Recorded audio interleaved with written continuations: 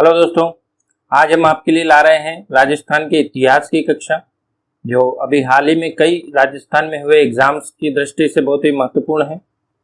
हाल ही में रेट वगैरह के भी एग्जाम होने वाले हैं।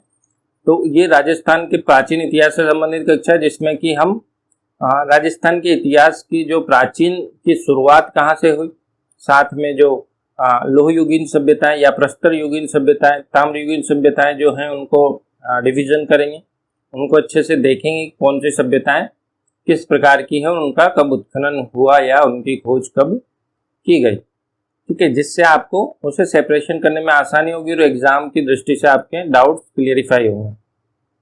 तो आप इस वीडियो को अंत तक देखें, पूरा देखें, और साथ ही जो हमारी 8th से लेकर 12th तक की जो मैथ्स की कक्षाएं हैं, यदि कोई 12th के बच्चे हो तो वो कक्षाएं जरूर ज्वाइन करें, बहुत ही अच्छी कक्षाएं चल रही। ठीक है, तो हम शुरू करते हैं राजस्थान का इतिहास। जैसा कि आपको टॉपिक्स पता चल रहा है, राजस्थान का प्राचीन इतिहास जब हम पढ़ना शुरू करते हैं तो इसकी शुरुआत की या पहली बार कब खोजा गया, तो हम जानते हैं कि आप सभी जानते होंगे राजस्थान में जब 1857 की क्रांति हुई तब कंपनी का जो शासन था उसको समाप्त कर दिया गया था भारत के अंदर, और इसका ब्रिटिश गवर्नमेंट का यहाँ पर सत्ता स्थापित हो गई थी। तो 1860 में एक्ट आया था, या आप कहें राजस्थान के अंदर क्या हुआ था। राजस्थान के अंदर देखते हैं कि अंग्रेजों की मदद यहाँ की रियासतों ने भी, कई रियासतों ने भी अंग्रेजों की मदद की थी। और 1860 में हम देखते कि जो हमारे आहुआ के ठाकुर कुशाल सिंह हैं, जिन्होंने 1857 की क्रांति में बढ़ चढ़ कर हिस्सा लिया था और एक नायक थे 1857 क्रांति के, उन्होंने 1860 में जाकर अंग्रेजी शासन के सामने आत्मसमर्पण किया था। उसके 10 साल बाद आप जोड़ के देखिए 1870, कौन सा सन था, 1870 ईस्वी। ठीक है, तो 1870 ईस्वी में क्या होता है, 1870 ईस्वी में एक अंग्रेज थे, कौन थे, अंग्रेज थे सीए हैकट। तो ये जो अंग्रेज थे सीए हैकट, इन्होंने बूंदी के अंदर इंदरगढ़ पड़ता है, कई लोग जानते होंगे, इंदरगढ़ माताजी के नाम से प्रसिद्ध है। इंदरगढ़ में कंदराएं मिली थी जो कि मानव आश्रय के प्रवास वहां पर पाए गए थे। कब के, पूरा पाषाण काल के मानव आश्रय के प्रवास वहां पर सीए हैकट महोदय को मिले थे। ये पहली बार था जब राजस्थान में ऐसा उनको प्रमाण मिले थे। अर्थात राजस्थान की जो संस्कृति है उसकी प्राचीन जो महत्ता है, या प्राचीन काल प्रस्तर युग से जो उसकी संस्कृति का जुड़ाव है, उसका हमें यहाँ से पता चलता है।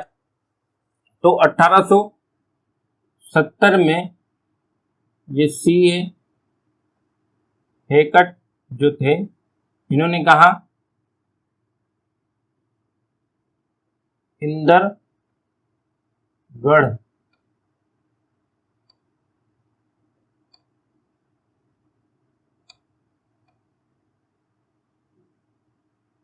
में मानव आश्रय के प्रमाण ढूंढे, मतलब मानव आवास बोल सकते हैं आप, आश्रय अगर थोड़ा कठिन वर्ड है तो मानव आवास के प्रथम फर्स्ट टाइम, ये कब, फर्स्ट टाइम 1870 में सीए हैकट ने इंदरगढ़ की कंदराओं में मानव आवास के प्रमाण ढूंढे। ये जो इंदरगढ़ जो स्थल है ये कहाँ पे है, ये बूंदी में है। जिला कौन सा पड़ेगा, बूंदी। तो बूंदी जिले के अंदर इंदरगढ़ माताजी के नाम से प्रसिद्ध है। वहाँ पे इंदरगढ़ माताजी कई लोग जाते हैं, प्रसिद्ध स्थल है। और इंदरगढ़ जो जगह है वो बूंदी के अंदर है। उस वहाँ पर जो पहाड़ियां, उनमें कंदराएं, जो कंदराएं हम बोल सकते हैं कि जो गुफाएं हैं, वहाँ पर मानव आवास के प्रमाण इनको मिले। जैसे वहाँ पर जो मानव रहते थे वो अपने कुछ क्रियाकलाप करते थे, चित्र बनाना या किसी भी प्रकार की जो एक्टिविटी थी वो कार्य करते थे। तो जो मानव आवास के मिलने के बाद हम देखते हैं कि ये कब के, पूरा पाषाण काल के। अब देखिए, आपने जो 6th क्लास में ये बच्चों को चैप्टर आता है, 6th क्लास में ही इतिहास में बता दिया जाता है कि पूरा पाषाण, मध्य पाषाण क्या है। ठीक है, तो सबसे जो पहला युग है वो आता है प्रस्तर युग, क्योंकि मानव जीवन आरंभ हुआ तो वो किससे हुआ, प्रस्तर युग से आरंभ हुआ। शुरुआत में मानव किसका उपयोग कर रहा है, पत्थर का उपयोग कर रहा है अपने औजार के लिए, या जानवरों से जो उसका वो शुरू में जब आदमी था तो वो क्या करता था, जिस प्रकार से आज जानवर करते हैं, शिकार करते थे, शिकार कर कर और अपना पेट भरते थे या कंद मूल फल से अपना पेट भरते थे। तो इन सब जो उसके क्रियाकलाप थे उसके लिए उसे कई जैसे पत्थर के सहयोग से वो अपने कार्यों को कंप्लीट करता था। जैसे कि कुछ तिकोने पत्थर या तीखे पत्थर उसने बनाकर औजार के रूप में यूज करना प्रारंभ किया, जैसे चमड़ा छीलने के लिए या आप जड़ फल मूल या कंद को काटने के लिए। तो इस काल को हम क्या बोलते हैं? प्रस्तर युग। तो पहला जो काल है वो पूरा प्रस्तर युग।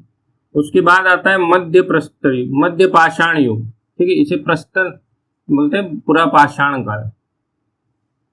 पाषाण को भी ये उसी का पर्यायवाची पत्थर का है। मध्य पाषाण काल और नवपाषाण काल।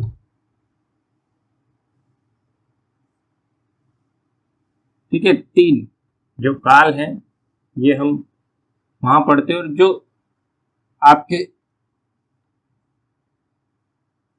पूरा पाषाण काल है इसका भी तीन डिवीजन किए हुए हैं समय के आधार पर। ठीक है, तो ये जो पूरा पाषाण काल है ये हम देखते हैं कि 12,000 वर्ष पूर्व तक माना गया। उसके बाद हम देखते हैं कि जो 12,000 के बाद जो मध्य पाषाण युग माना गया है, जिसमें कि मौसमी परिवर्तन हुए, लोगों ने कृषि करना प्रारंभ किया, पशुपालन करना प्रारंभ किया, मतलब वो सीखना प्रारंभ किया। उसमें बहुत समय लगा, क्योंकि आप कोई भी कार्य करते तो उसे सीखने में जनरेशन लग जाती है, बहुत समय लगता है।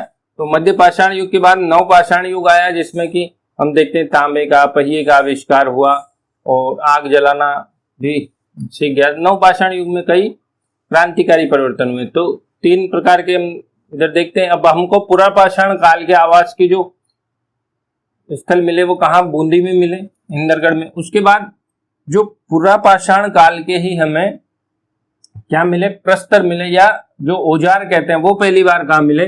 तो पहली बार प्रस्तर युग के प्रमाण कहाँ मिले? नागौर में, जिसे किसी ने गौर नहीं किया था, इसलिए कहाँ मिल गए? नागौर में। और नागौर में जो तीन स्थल थे, कौन सी जगह? एक था जायल, एक था अमरापुर और एक डीडवाना। डीडवाना जो खारे पानी की झील भी है नागौर में। तो ये तीन स्थल मिले जहां पर पहली बार क्या मिले? पूरा पाषाण कालीन औजार मिले।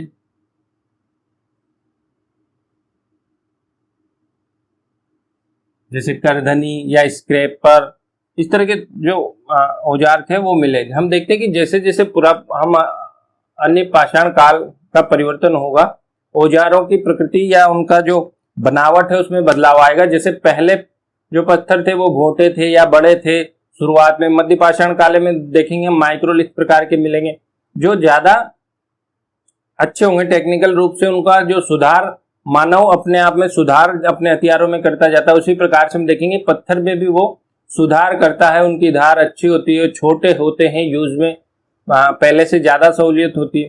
तो उस प्रकार से मानव का जीवन आगे बढ़ता है और टेक्निकली रूप से वो सुदृढ़ होता जाता है। तो नागौर के बाद ये दो स्थल हमने देख ली। नागौर जो शुरुआती जो पहली बार हमें हथियार मिले और पहली बार सीए हेकट ने प्रमाण खोजे। इसके बाद हम कुछ सभ्यताएं जो देखते हैं कि सबसे पहले जो मध्य पाषाण काल, ठीक है। अब हम क्या देखेंगे? अब हम पहले ये पूरा पाषाण कालीन स्थल देखेंगे। देखिए, पाषाण काल के बाद हम देखते हैं कि नव पाषाण काल में जो तांबा है ये एकमात्र धातु थी जिससे नव पाषाण काल में मनुष्य को इसका ज्ञान हो गया था। ठीक है, तो ताम्र युग चलेगा। तो हम पढ़ेंगे ताम्र युगीन सभ्यता। ठीक है, प्रस्तर युगीन सभ्यता, उसके बाद ताम्र युगीन सभ्यता। अब देखिए, मोहनजोदड़ो और हड़प्पा के बारे में आपने सबने पढ़ा है। मोहनजोदड़ो हड़प्पा, जिसकी एक हमारे यहाँ स्थल कालीबंगा भी है। तो कालीबंगा जो है वो कांस्य युगीन सभ्यता है, साथ में ताम्र युगीन भी है। क्योंकि तांबा जब आप 10वीं कक्षा में पढ़ते हैं और 12वीं में जाते हैं तो ऐसा नहीं बोल सकते कि मैं 10वीं कक्षा पढ़ा ही नहीं हूँ, या मैं 10वीं में नहीं पढ़ा मैं सीधे 12वीं में आ गया। तो जब तांबे का खोज कर लिया तो वापस गायब तो हो नहीं सकता ना। तांबे का खोज उन्होंने कर लिया तो ताम्र युगीन सभ्यता तो रेगुलर चलती रहेगी, तांबे का उपयोग होता ही रहेगा। लेकिन आपने नया आविष्कार कर लिया, आपने कांसे का आविष्कार कर लिया, तो अब कांस्य युगीन सभ्यता भी हम पढ़ेंगे। वो इसके बाद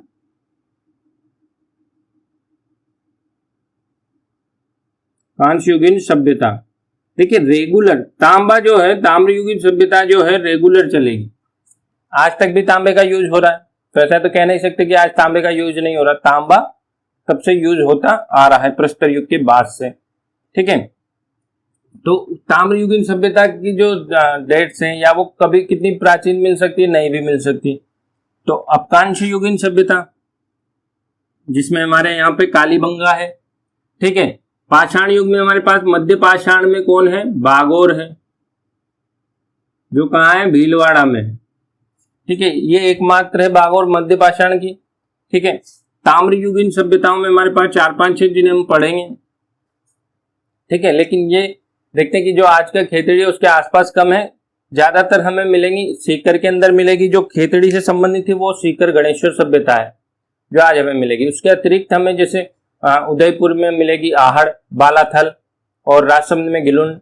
ये सभ्यताएं जो हैं ये ताम्र युगीन सभ्यताएं हैं, तो ये हम पढ़ेंगे। और कांस्य युगीन सभ्यताएं हैं, जो कांस्य युगीन हमने देख लिया कालीबंगा, ठीक है। और इसके अतिरिक्त फिर हम क्या पढ़ेंगे, लौह युग, लौह युगीन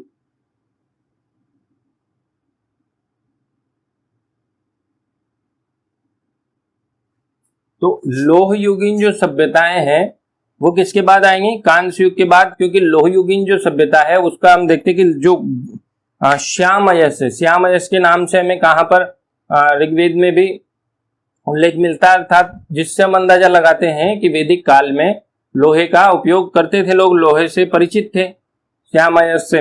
तो आर्य जो लोहे से परिचित थे तो उस समय से हम लौह युगीन सभ्यताएं मानते हैं, जिसमें लौह युगीन सभ्यताएं बाद तक के जो भी स्थल हैं उनके केवल उनका नाम और कुछ जानकारी किसी स्थल की वो पढ़ेंगे। जैसे कि टोंक में जयपुर के आसपास जो लौह युगीन सभ्यताएं जयपुर के आसपास मिलेंगी, ठीक है। फिर हम उसके बाद लौह युगीन सभ्यताओं के बाद आप देखेंगे फिर जनपद काल आ जाएगा, ठीक है।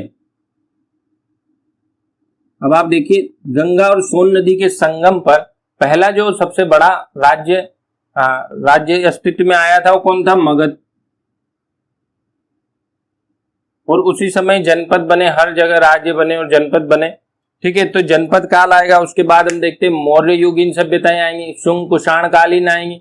उसके बाद देखेंगे गुप्त काल आएगा। गुप्त काल के बाद फिर जो ये मेरे गुर्जर प्रतिहार वंश या उनके समकालीन जो स्थल मिले हैं उनके बारे में हम पढ़ेंगे, ठीक है। तो अब हम देखते हैं कि बागोर जो मध्य पाषाण कालीन स्थल है उसके बारे में हम देख लेते हैं। तो बागोर पे गौर कीजिए, ठीक है। बागोर पे क्या करना है आपको, गौर। अब गौर करेंगे तो यहाँ पे बहुत सारे हैं मोर। बागोर में क्या है, बहुत सारे हैं मोर। और मोर किसका शुभंकर है, मोर शुभंकर है भीलवाड़ा का। तो बागोर कहाँ है, भीलवाड़ा में।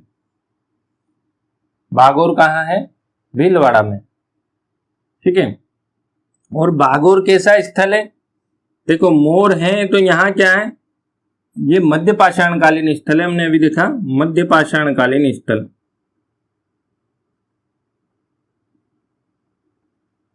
जो इसका समय ज्ञात होता है वो लगभग 5000 ईसा पूर्व का माना जाता है, ठीक है। मध्य पाषाण कालीन स्थल है और कहां पर है,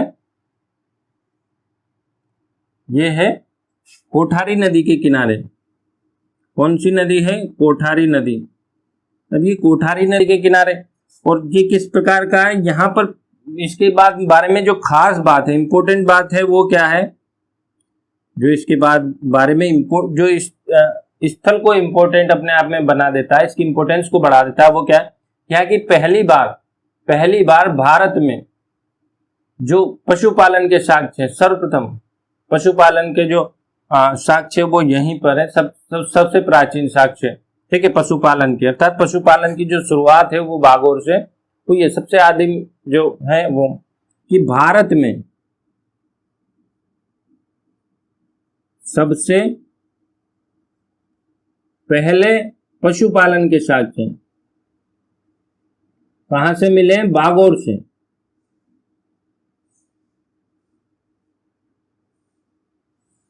तो बागोर से, भारत के, राजस्थान के नहीं, अभी तो भारत के सबसे पहले साक्ष्य बागोर से मिले। अब देखिए ये मध्य पाषाण कालीन स्थल, इसे आप कहेंगे नहीं कि ये ताम्र पाषाण है या कांस्य युगीन, ये प्रस्तर युगीन सभ्यता है। तो यहाँ से लघु पाषाण मिले हैं बहुत से, क्योंकि मध्यकालीन मध्य पाषाण युग की है। तो जो पहले जो प्रस्तर थे या उपकरण थे वो कैसे थे?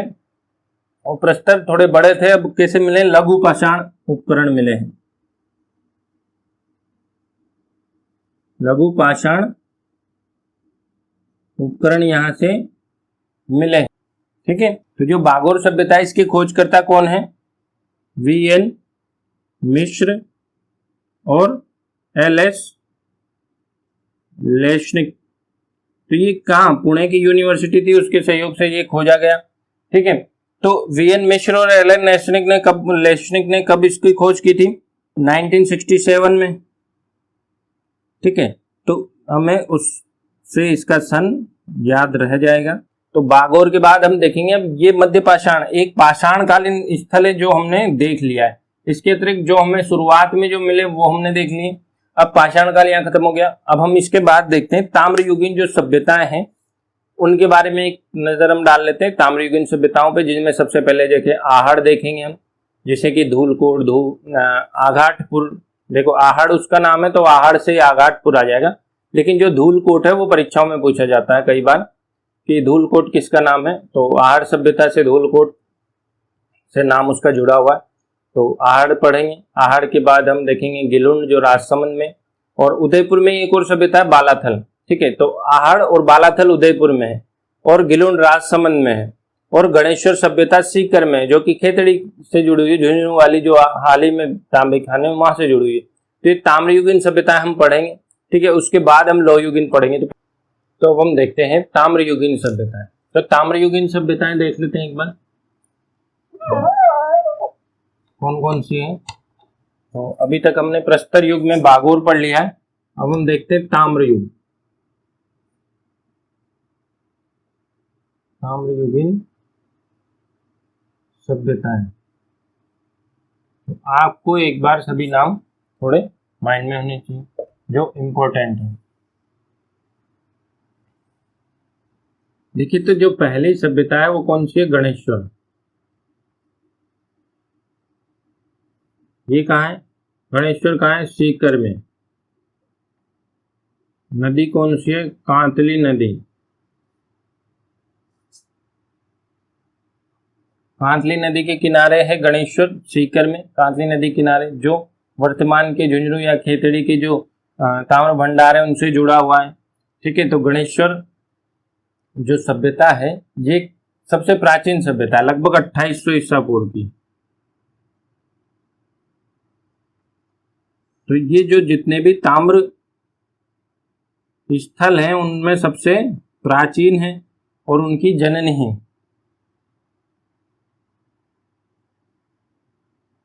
या माँ बोल सकते हैं, तो ऐसे इसको किया गया, सबसे प्राचीन है। उसके बाद हम देखते हैं आहड़। आहड़ कहाँ है? उदयपुर में। और आयड़ या बेड़च नदी के किनारे है आहड़, उदयपुर में। तो ये आयड़ या बेड़च जो नदी है इसके किनारे पर आहड़ है, और आहड़ के जो अन्य नाम है वो क्या है? आघाटपुर और धूलकोट, ये अन्य नामों से भी इसे जाना जाता है, ठीक है, आहड़ सभ्यता को। यहाँ तांबे की जो वस्तुएं, तांबे के उपकरण हैं वो बहुत ही ज्यादा मात्रा में मिले, तो इसे क्या बोलते हैं, ताम्रवती भी बोलते हैं। अब देखिए, ताम्र युगीन सभ्यताओं की जननी तो हम गणेश्वर को बोल रहे हैं, लेकिन ताम्रवती किसे बोलते हैं, आहड़ को बोलते हैं, क्योंकि यहाँ पर सबसे अधिक ताम्र के उपकरण मिले हैं, तांबे के उपकरण मिले हैं। यहाँ पर उत्तर से दक्षिण दिशा में, सिर उत्तर दिशा में रखा जाता था किसी भी शव का, और उसे जब दफनाया जाता था उसके साथ गहने भी रख दिए जाते थे। तो यानी कि जो मृत्यु के बाद भी जीवन का जो मान्यता है वो यहाँ मिलती है। तो जो आड़ सभ्यता है, इसमें एक खास बात है कि यहाँ पर गहनों के साथ ही शव को दफनाया जाता था, गहने भी रखे जाते थे शव के साथ में। शव की जो दिशा थी वो उत्तर से दक्षिण रखी जाती थी। हालांकि आप जानते हो उदयपुर जो है पथरीला इलाका, यहाँ पे सब जो मकान मिलेंगे वो पत्थर के मिलेंगे, ठीक है। आप इसके साथ ही हम देख लेते हैं कि यहाँ पर एक और थी बालाथल।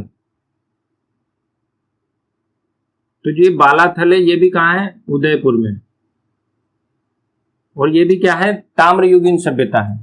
कैसी है, ताम्रयुगीन सभ्यता है, इसके बाद की है, ठीक है। तो आहड़ हम देखते हैं 2000 ईसा पूर्व की है लगभग,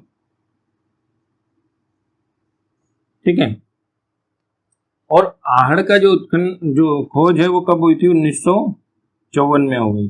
बालाथल हमने पढ़ लिया, बालाथल और एक गिलुंड। गिलुंड कहाँ है, राजसमंद में। जो गिलुंड सभ्यता है वो भी ताम्रयुगीन सभ्यता, और ये कहाँ है, राजसमंद में। अब देखिए, जो गिलुंड और आहड़ है ये दोनों तो कहाँ है, उदयपुर में, लेकिन जो ये गिलुंड और ये राजसमंद, ये किस सभ्यता से भी जुड़ी हुई है, बनास सभ्यता से। किससे, बनास से।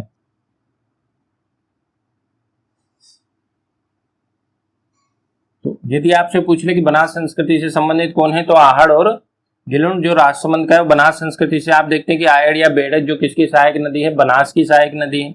इसी प्रकार से जो गिलुंड राजसमंद का है बनास की सहायक नदी। तो बनास संस्कृति से ये संबंध है, गिलुंड और राजसमंद, जो गिलुंड राजसमंद और आहड़ उदयपुर का, ठीक है। तो जो गिलुंड में हमें क्या मिलते हैं, गिलुंड में हमें प्रस्तर फलक उद्योग के प्रमाण मिले हैं, कहां से, गिलुंड से, ठीक है। इसके अतिरिक्त कुछ स्थल हैं, इसके अतिरिक्त कुछ स्थल है, और स्थल है जैसे नागौर में। नागौर में क्या है, कुराड़ा, और भरतपुर क्या है, मलाह। देखो मलाह और कुराड़ा में क्या है, देखो मलाह मतलब मछली मारने वाले जगह के नाम से, तो मलाह और कुराड़ा, कुराड़ा जैसे फावड़ा कुछ भी कह सकते कुरा। तो यहाँ के हारपून, तांबे के जो हारपून होते हैं वो यहाँ पर मिले, जो मछली पकड़ने के उपकरण होते हैं, ठीक है। और देखते बीकानेर, बीकानेर का पूगल,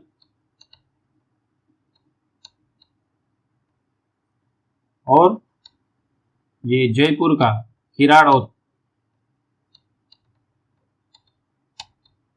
ये कुछ अन्य स्थल हैं जो ताम्र युग से जुड़े हुए हैं। इसके अतिरिक्त देखिए हम इसी में देखते हैं कालीबंगा।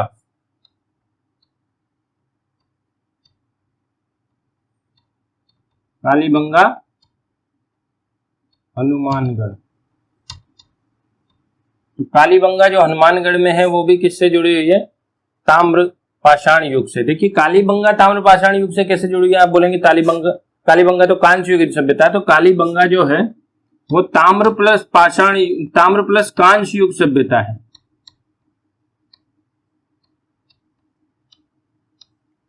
ठीक है।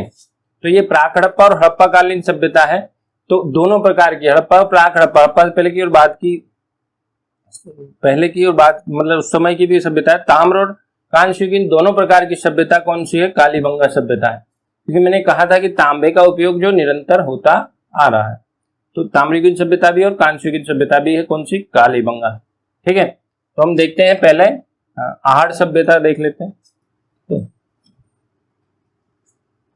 तो जो आहड़ सभ्यता है इसके बारे में देखते हैं। आहड़ सभ्यता की खोज 1954 ईस्वी में हुई। इसके खोजकर्ता कौन थे, आरसी अग्रवाल थे। आरसी अग्रवाल क्या थे, इसके खोजकर्ता थे। और 1961-62 में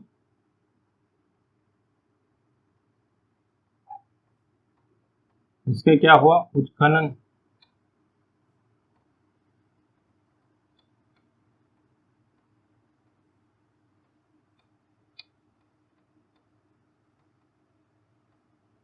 दो व्यक्ति इससे जुड़े हुए। अब देखिए आहड़ जो है सभ्यता वो कहाँ पर है, पहली बात उदयपुर में है। उदयपुर में है। और इसके अन्य नाम क्या है, अभी हमने देखा आघाटपुर। इसके अन्य नाम क्या है, इसको क्या बोलते हैं, आघाटपुर बोलते हैं। इसको बोलते हैं धूलकोट। इसका अन्य नाम है, जो स्थानीय नाम है धूलकोट क्या है, वहां का स्थानीय नाम है। और एक है ताम्रवती।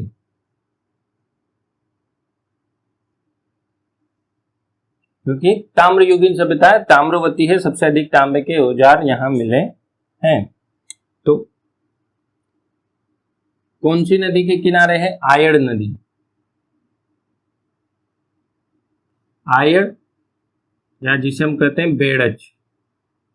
चित्तौड़ में आप गए होंगे तो बेड़च नदी पहले पड़ती है, ठीक है। तो ये आयड़ या बेड़च नदी है किसकी, सहायक नदी है बनास की। हमने देखा गिलोंडे और ये आहड़ दोनों है बनास सभ्यता से संबंधित है। और यहाँ पर क्या है, अधिक से अधिक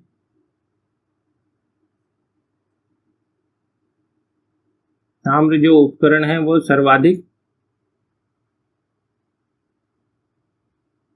कहाँ से मिले, यहाँ से मिले हैं। पत्थर के मकान मिले हैं।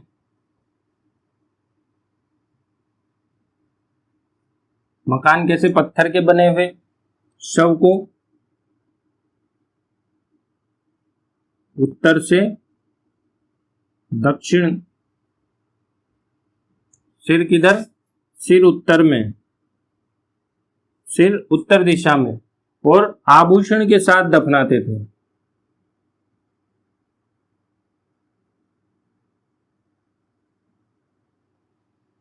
ठीक है, इसके बारे में कुछ इंपॉर्टेंट बात है। और यहाँ पर क्या मिले वो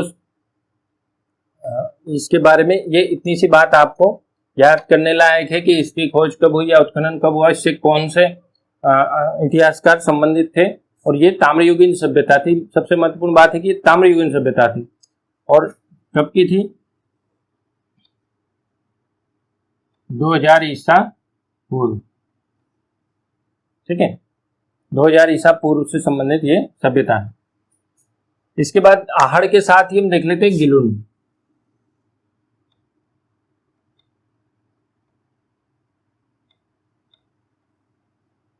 जो गिलुंड है ये कहां पे है, राजसमंद में,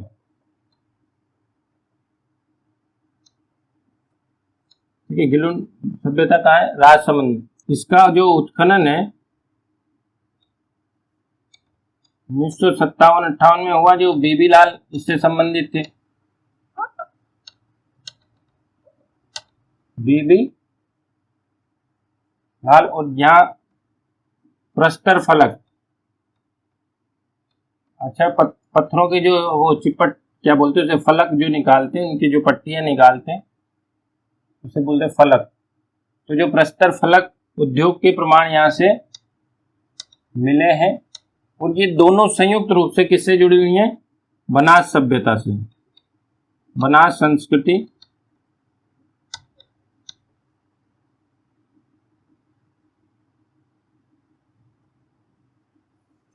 ठीक है, बनास संस्कृति से संबद्ध कौन से, गिलुंड और आहड़, ठीक है। गिलुंड राजसमंद में और आहड़ उदयपुर में। उदयपुर में दो सभ्यताएं, एक बालाथल भी है, ठीक है। तो हम बालाथल भी यहीं देख लेते हैं, बालाथल।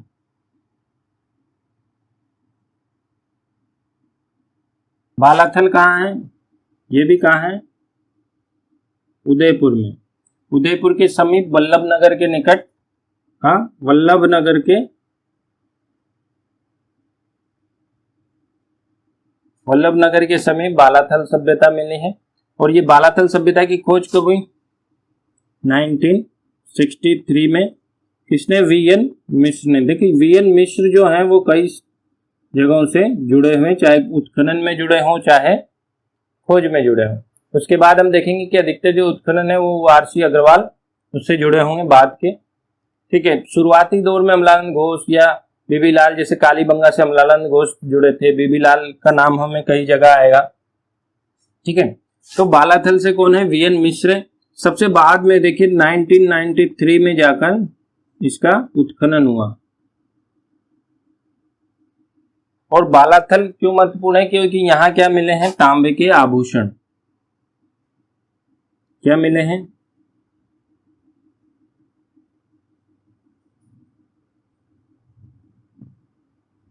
तांबे के आभूषण कहां से मिले हैं? बालाथल से। बालाथल से क्या मिले हैं? तांबे के आभूषण। तो ठीक है, बालाथल हमने पढ़ लिया, गिलुंड हमने पढ़ लिया और आहड़ पढ़ लिया। 3 हमने पढ़ लिए, 4 में से 4 बताए थे आपको, ठीक है। ठीक है, अब देखते हैं जो हमारा गणेश्वर बचा हुआ है।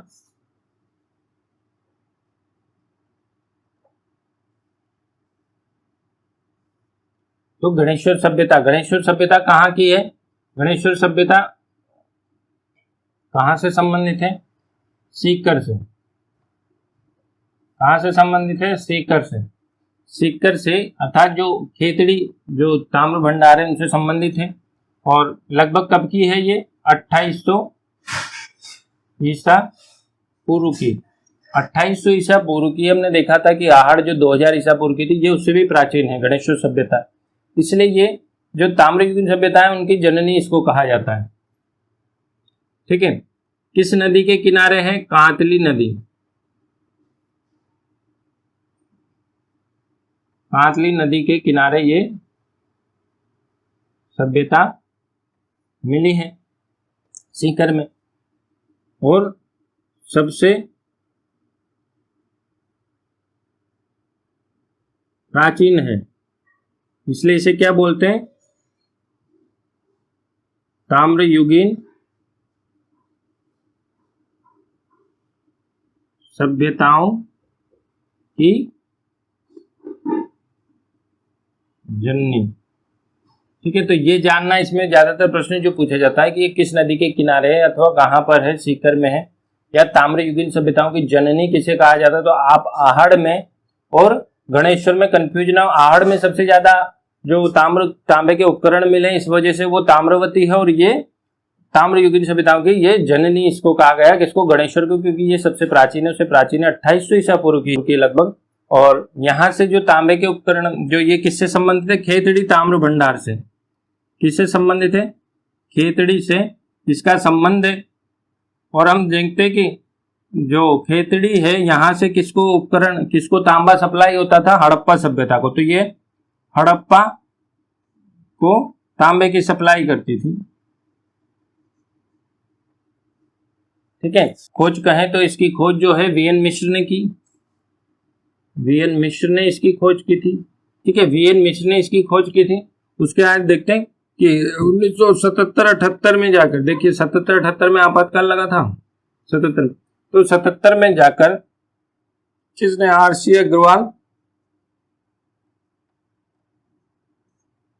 अग्रवाल और विनय अग्रवाल,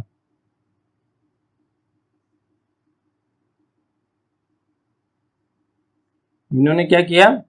इसका उत्खनन किया, ठीक है। तो ये कुछ सभ्यताएं हो गई। एक हमको पढ़नी है अब इसमें कालीबंगा, जो ताम्रयुगीन सभ्यता है। उसके बाद हम लोहयुगीन सभ्यताएं देखेंगे, ठीक है। इसके अतिरिक्त हमने क्या देखा था? हमने देखा था किराड़ो, फिर से एक बार, जो कहाँ है? जयपुर में, ठीक है। उसके बाद पूगल कहाँ है? बीकानेर में। और आप देखें, पूगल के बाद हमने देखा था मलाह। मलाह कहाँ पे था? भरतपुर में। और नागौर में क्या था? कुराड़ा।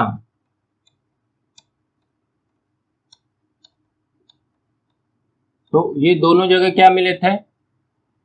हारपून मिले थे। हारपून क्या बोलते हैं? मछली पकड़ने के जो उपकरण होते हैं, तांबे के हारपून और तलवारें। मछली खा के ये क्या करने जाते? युद्ध करने लगते थे। तो हारपून और तलवारें। और जो यहाँ किराड़ो थे, यहाँ में चूड़ियों के सेट मिले, 24 चूड़ियों के 2 सेट मिले। कितनी? 24 चूड़ियों के 2 सेट, ठीक है। क्या मिले? 24 चूड़ियों के 2 सेट कहाँ मिले? किराड़ों जयपुर में। कहाँ मिले? जयपुर में। जयपुर में किराड़ों जयपुर 24 चूड़ियों के सेट। उसके बाद देखिए पूगल। पूगल कहाँ है? बीकानेर में। बीकानेर में क्या मिला है हमें? ये सोंधी संस्कृति, आप जानते हो सोंधी एक संस्कृति है जिससे संबंध, जैसे कि हमने देखा गिलुंड और आहड़ किससे संबंधित है? बनास संस्कृति से। उसी प्रकार ये सोंधी संस्कृति से, संस्कृति का एक जो स्थल है वो क्या है? बीकानेर का पूगल। सोंधी संस्कृति का जो प्रथम स्थल है वो कालीबंगा है। कालीबंगा भी सोंधी संस्कृति से संबंधित है, ठीक है। तो 1953 में अमलानंद घोष ने इसका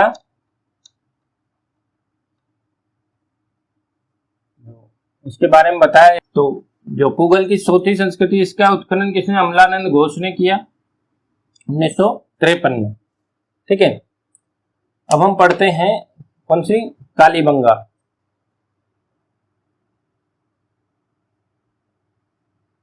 तो कालीबंगा कहाँ है?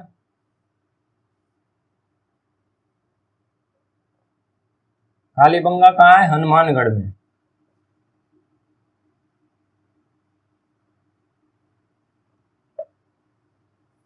और सरस्वती नदी या जिसे कहें हम घग्गर नदी के किनारे पे,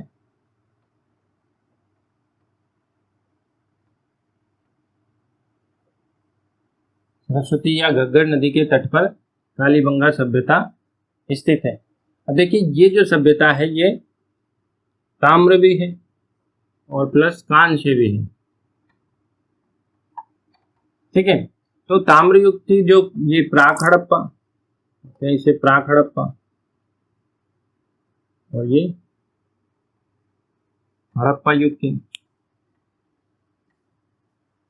ठीक है। दोनों प्रकार की सभ्यताएं यहाँ पर कालीबंगा में, जो सरस्वती या घग्गर नदी के किनारे पर यह सभ्यता मिली है, इसे हड़प्पा संस्कृति की तीसरी राजधानी कहा गया, ठीक है, ठीक है। कालीबंगा का अर्थ क्या होता है? काली चूड़ियां।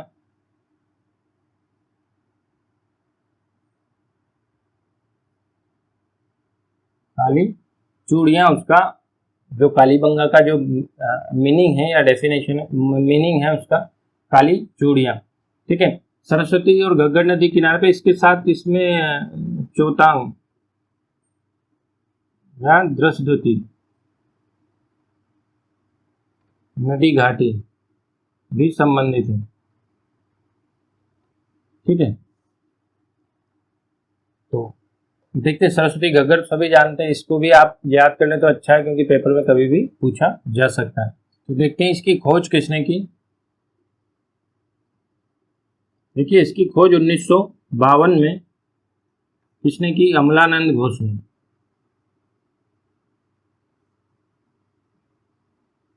और ये प्रथम स्थल है सोंधी संस्कृति का। सोंधी संस्कृति को हमने देखा अमलानंद घोष ने खोज की थी कहाँ? पूगल बीकानेर में 1953 में। इसके बाद कालीबंगा के बाद पूगल बीकानेर में सोंधी संस्कृति का ही स्थल जो अमलानंद घोष ने 1953 में खोजा था।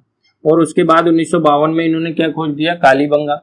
तो जो एलपी टेसिटोरिया इटली के उनके सर्वेक्षण का परिणाम क्या थी? कालीबंगा थी, यह भी कहा जाता है।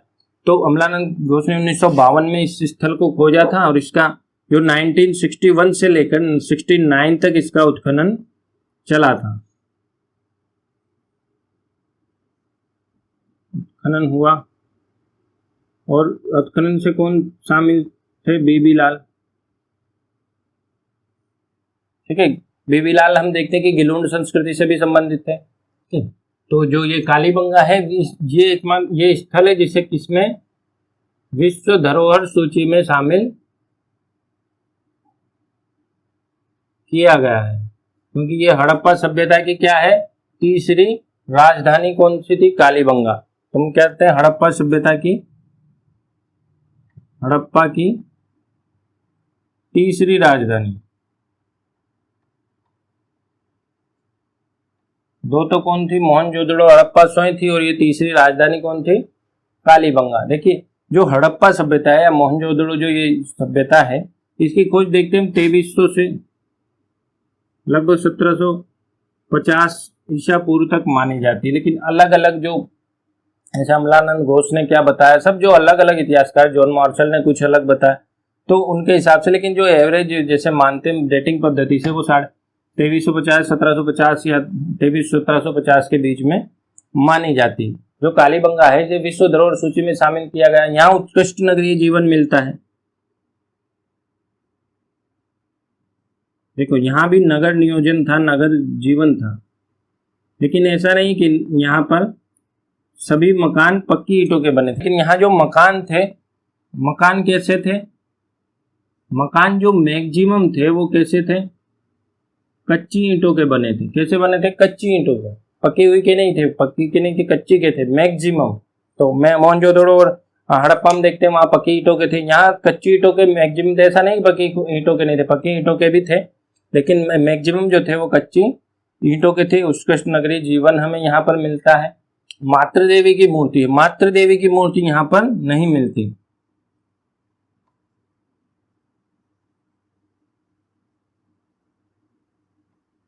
अब ये क्यों इतना महत्वपूर्ण है कि यहाँ मातृ देवी की मूर्ति नहीं मिली? भाई मातृ देवी की मूर्ति जो है कि बाकी स्थलों पर मिलती है, अधिकतर जो हड़प्पाकालीन स्थल है वहां पर मातृ देवी की मूर्तियां अधिक मिली है, यहाँ पर नहीं मिली, इसलिए ये एक इम्पोर्टेंट फैक्टर है।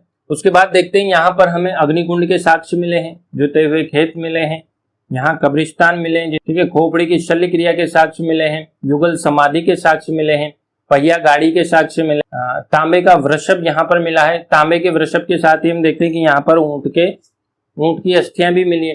तो इस प्रकार से ये जो जितने भी फैक्ट्स हैं, इसके लिए आपको एक पीडीएफ जो हमारा नीचे इसके डिस्क्रिप्शन में आप वीडियो के जाएंगे तो एक जो पीडीएफ आपको मिल जाएगी, उस पीडीएफ से आपकी जो इसके जो बाकी डिस्क्रिप्शन है उसको आप जरूर पढ़ लें। ये जो आपको मेरा पढ़ाने का उद्देश्य ये है कि आप जो ताम्रयुगीन सभ्यता, लोहयुगीन सभ्यता या प्रस्तर युगीन सभ्यता उनको आप अलग कर पाए, क्लेरिफाई कर पाए, उनके बारे में जो डेटा है उसको आप संग्रहित करें तो आपके माइंड में वो क्लेरिफिकेशन आएगा। ठीक है, जब आप किसी चीज को सुनते हैं तो आप उसे 10 से 20% याद रख पाते हैं।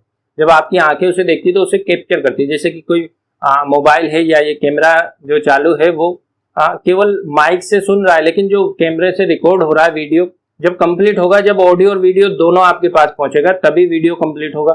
ठीक है, अन्यथा ये मजेदार नहीं रहेगा या आपके काम का नहीं रहेगा कि केवल मेरी आवाज ही आए वीडियो ना आए, या वीडियो ही आए केवल आवाज ना आए। तो अब दोनों कान और आंख दोनों को एक्टिव रखकर ही आप जब वीडियो देखेंगे तो आपको ये चीजें समझ आ जाएंगी आसानी से।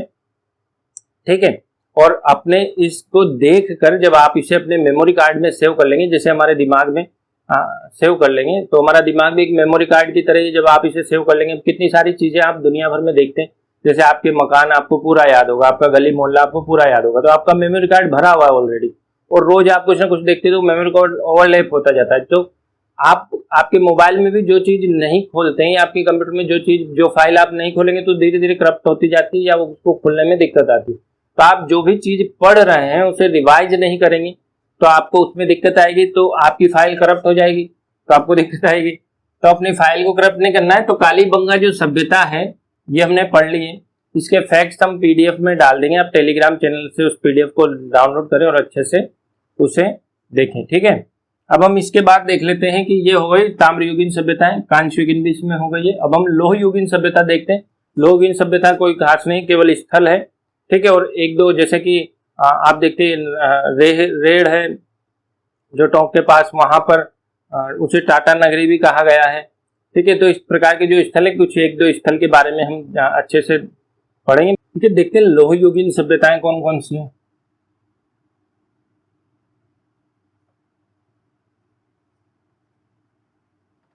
लोहयुगीन स्थल,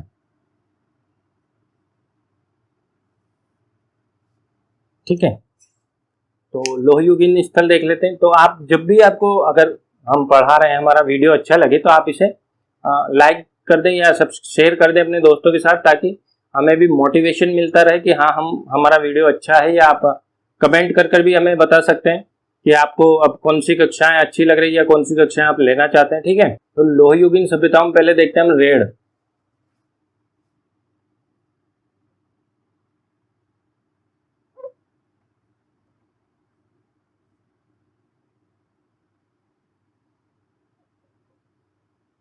ठीक है, तो रेड़ कहाँ है? निवाई, निवाई के समीप है। और आप जानते हैं निवाई कहाँ पे है? निवाई है टोंक में। निवाई कहाँ है?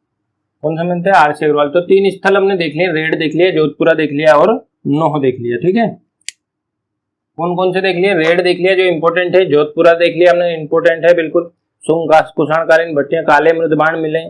ठीक है, उसके बाद देखते हैं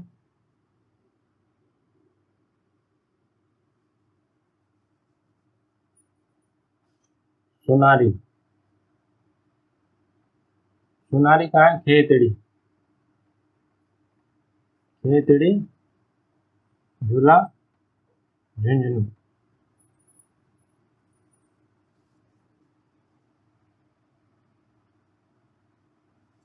नगर नीलवा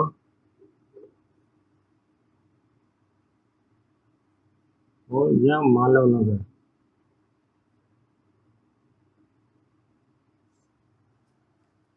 यहाँ भी क्या मिले हैं? जो लोहे के अस्त्र शस्त्र मिले हैं, भट्टियां मिली हैं। बस इसका स्थल आपको याद रखना है और कोई इंपॉर्टेंट नहीं है कि सोनारी खेतड़ी झुंझुनू में हमने देखा गणेश्वर जो खेतड़ी के ताम्र भंडार से संबंधित है, वो गणेश्वर जो सभ्यता है सीकर की, वो खेतड़ी के ताम्र भंडार से संबंधित, और सोनारी जो है वो लो योगिन सभ्यता है। कहाँ? तांबे के गढ़ में।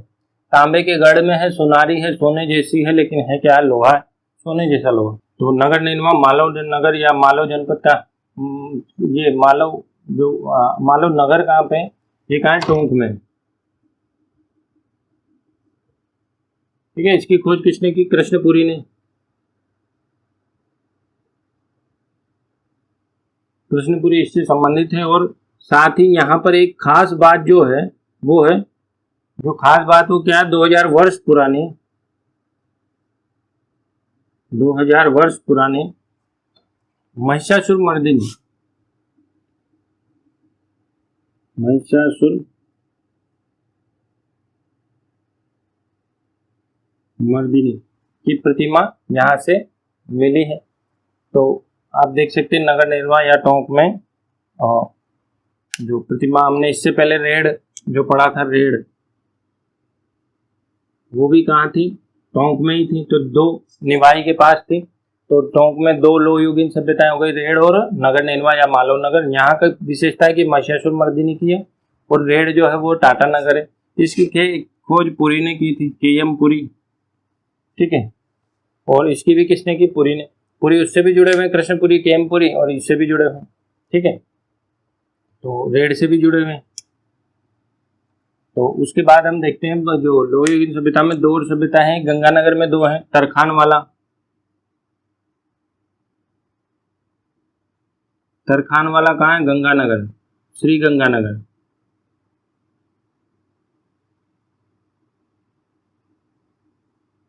श्री गंगानगर। और चक कहाँ है? चक, चक भी कहाँ है? श्री।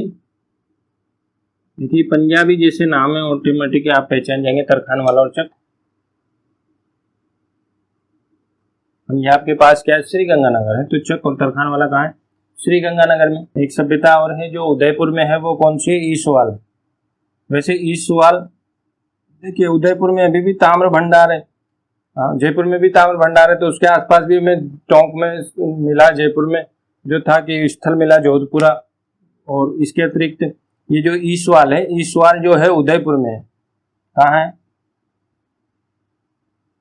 और ये भी लोह युग से संबंधित है। तो इस प्रकार से लोह युगीन स्थल ये थे जो हमने पढ़े।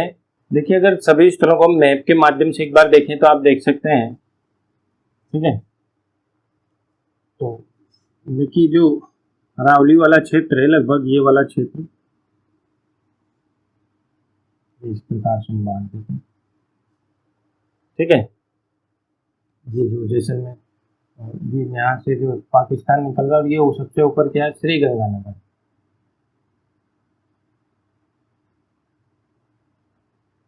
हम सबसे पहले चलते हैं प्रस्तर युग में। तो प्रस्तर युग में हम चलते हैं तो भीलवाड़ा, जो जैसे यहाँ बूंदी होगा तो ये भीलवाड़ा, जो ये वाला क्षेत्र है ये भीलवाड़ा।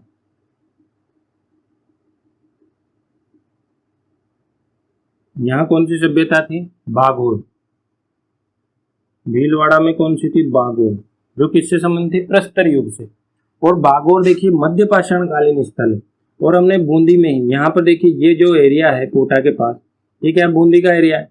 और बूंदी में हमने कौन सा स्थल देखा था जहां पर पहली बार सीए हैकेट ने क्या 1870 में क्या खोजे थे, आवास, मानव आश्रय के, मानव आश्रय के प्रवास खोजे थे। मानव आश्रय के, पुरापाषाण काल के आश्रय के प्रवास कहाँ खोजे थे 1870 में, बूंदी में, इंदरगढ़ की कंदराओं में। देखिए इधर जो ये एरिया है ये कौन सा, नागौर,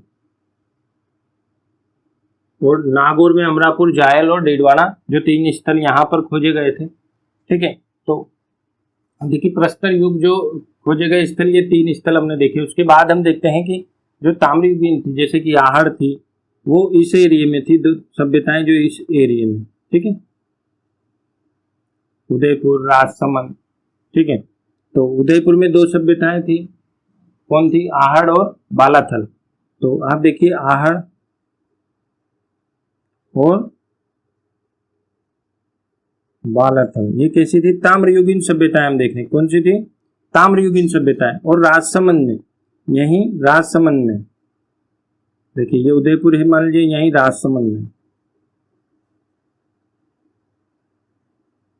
राजसमंद वैसे ऊपर है, तो राजसमंद में गिलुन,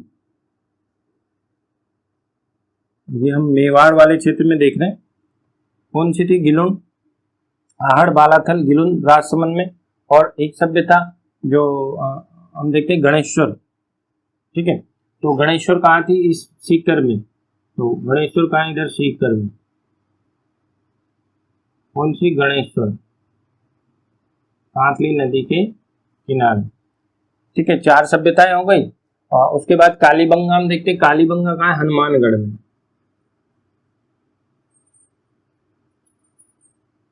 ठीक है, अब देखिए लोहयुगीन 2 स्थल हमको श्रीगंगानगर में मिले। ठीक है, 2 स्थल मिले, कौन से, तरखान वाला और चक, ये 2 कैसे हैं, ये लोह के हैं, लोह, ये कैसे, लोहयुगीन है। और ये जो कालीबंगा है ताम्र प्लस कांस्य युगीन सभ्यता थी। ठीक है, तो ये हमने देख ली। उसके अतिरिक्त जो 4 और सभ्यताएं थी, जैसे कि जयपुर में एक थी, तो ये मान लो जयपुर, यहाँ कौन सी थी, किराड़ोत। और जयपुर में ये कैसी थी, ताम्रयुगीन सभ्यता थी। और एक थी जोधपुरा, ये कैसी है, लोहयुगीन सभ्यता। उसके बाद हम देखते हैं टोंक, जयपुर के नीचे हम देखते हैं ये टोंक है। जो टोंक है, टोंक के निवाई में कौन सी सभ्यता है, रेड़, ये कैसी है, लोह। और कौन सी थी, ये रेड़ के अतिरिक्त कौन सी थी, नगर नैनवा या मालव नगर।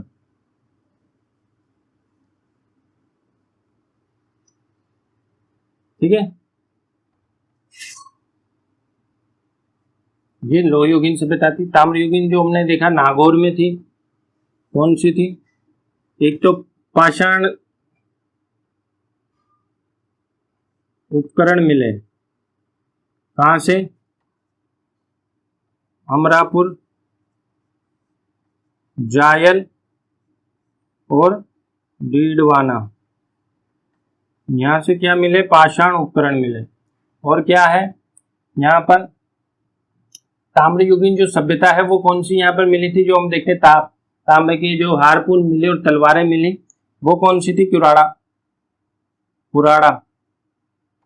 कहाँ थी, नागौर में। तो किराड़ो, कुराड़ा और बीकानेर जो ऊपर का एरिया है, बीकानेर, यहाँ पर कौन सी थी, बीकानेर में जो सभ्यता, मतलब जो ताम्रयुगीन थी वो कौन थी, उसमें लिख देता ताम्र। तो बीकानेर में कौन सी थी, पूगल, ये भी किससे संबंधित है, तांबे से, ताम्रयुगीन। ठीक है, और एक बच गई हमारी भरतपुर, एक कौन सी बच गई, ये भरतपुर, यहाँ कौन सी थी, तो भरतपुर में 2 तरह की, लोहयुगीन भी हो, ताम्रयुगीन भी है। तो जो नौ होती है वो कैसी थी, लोहे की। नो मतलब नहीं जाएंगे, हाँ मछली मारने नहीं जाएंगे। और मछली मारने कौन जाएंगे, मलाह। तो मलाह में क्या है, तांबे के हारपून मिले, तो ये ताम्रयुगीन सभ्यता है मलाह, नो और मलाह। देखिए खेतड़ी, सीकर और ये झुंझुनू जो इधर ही खेतड़ी,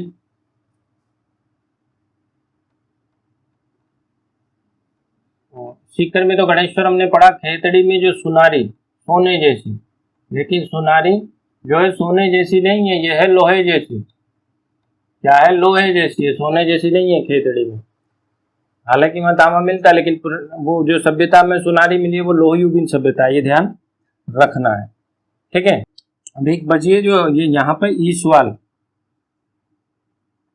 मारवाड़ में जो मेवाड़ में एक ईसवाल है जो है कि लोह युगीन सभ्यता। ठीक है।